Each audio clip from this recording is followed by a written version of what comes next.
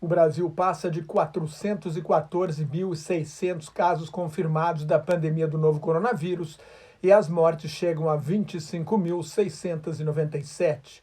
Os Estados Unidos têm 1.745.000 casos confirmados e mais de 102 mil mortes pela Covid-19, 28% do total no mundo.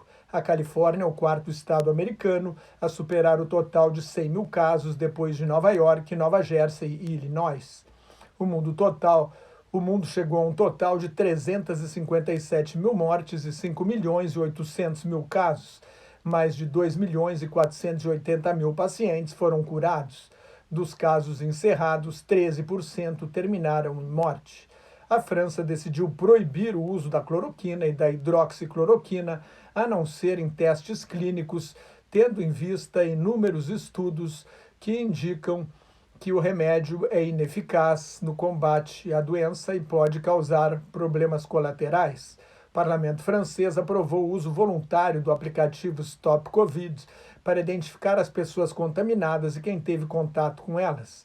A França registra quase 83 mil casos. É o quarto país em número de mortes, 28.596, depois dos Estados Unidos, do Reino Unido e da Itália.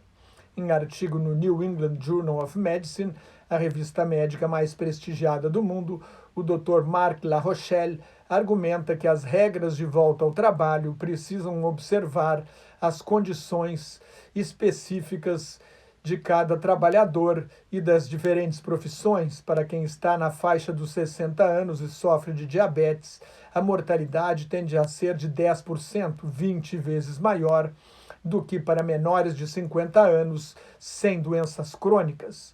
Isto significa que o risco ocupacional deve ser levado em conta, avaliando o perigo de ter contato com o vírus para diferentes profissões.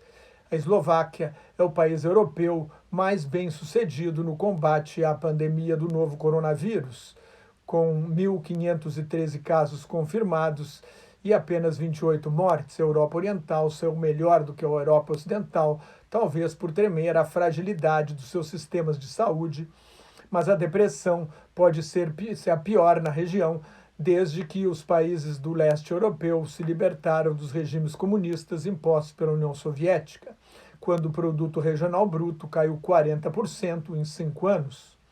Suas economias são muito dependentes das exportações, 96% no caso da Eslováquia, 85% na Hungria, 67% na Bulgária e 61% na Letônia, enquanto a Espanha, só para efeito de comparação, depende das exportações em apenas 35% do PIB.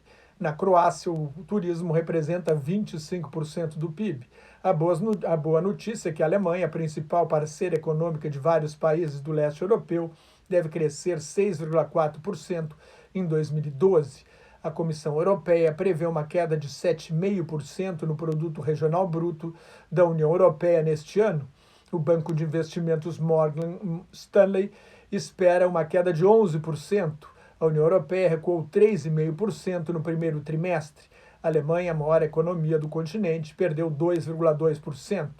No ano, o banco Morgan Stanley prevê uma queda de 8% no PIB da Alemanha, 11% na França e 15% na Itália. Para enfrentar esta depressão, a pior crise econômica mundial desde o fim da Segunda Guerra Mundial, a presidente da Comissão Europeia, Ursula von der Leyen, propôs hoje um plano de recuperação de 750 bilhões de euros, 4 trilhões 357 bilhões de reais. 500 bilhões de euros serão de ajuda direta da Comissão Europeia e os outros 250 bilhões em empréstimos. A Itália, a Espanha e a Polônia seriam as maiores beneficiadas. 4 países ricos, Áustria, Dinamarca, Holanda e Suécia, se opõem à ajuda direta sem contrapartida, uma ajuda direta que seria bancada por todos os países. Esses países frugais defendem a concessão de empréstimos a juros baixos. Para entrar em vigor, a proposta da Comissão Europeia precisa ser aprovada pelo Parlamento Europeu e pelos parlamentos dos 27 países membros. Com mais 1 trilhão e 100 bilhões de euros do orçamento da Comissão Europeia de 2020 a 2027, a Comissão terá 2 trilhões e 400 bilhões de euros, quase 14 trilhões de reais, para a recuperação econômica do continente. Por causa da depressão que se avizinha, o Reino Unido, que deixou a União Europeia, deve ter um déficit orçamentário de 5% do PIB em 2024, prevêem o Banco da Inglaterra, o Banco Central do país e o Escritório para a Responsabilidade Orçamentária. O governo do Japão, terceiro país mais rico do mundo, aprovou um plano de recuperação de US$ 1 trilhão, cerca de 5 trilhões 282 bilhões de reais. No México, o Banco Central prevê uma queda de 9% no produto interno bruto neste ano por causa da pandemia. O México tem mais de 79 mil casos da Covid-19 e 8.597 mortes. A Argentina chegou a 500 mortes em quase 14 mil casos. A indústria argentina encolheu 25,6% em abril e acumula 28 meses consecutivos de queda. A maioria dos casos na Argentina está na cidade e na província de Buenos Aires. Na África, com mais de 119 mil casos, houve 3.569 mortes até agora. A Organização Internacional do Trabalho prevê que a pandemia vai levar à demissão de 305 milhões de pessoas no mundo inteiro. 1 em cada 6 jovens do mundo estará desempregado. O desemprego na China subiu 2 pontos percentuais para 5,9%, mas esse número é considerado irreal, porque os moradores das zonas rurais são considerados empregados em suas terras. No Brasil, foram fechadas 1.100.000 vagas de emprego com carteira assinada em 2 meses. Na recessão anterior, em 2015 e 2016, foram perdidos 3 milhões de empregos. O Brasil tem hoje cerca de 12 milhões de desempregados. A situação não é pior porque 1.200.000 empresas que empregam 8 milhões de trabalhadores aderiram a um programa de auxílio do governo para combater a crise.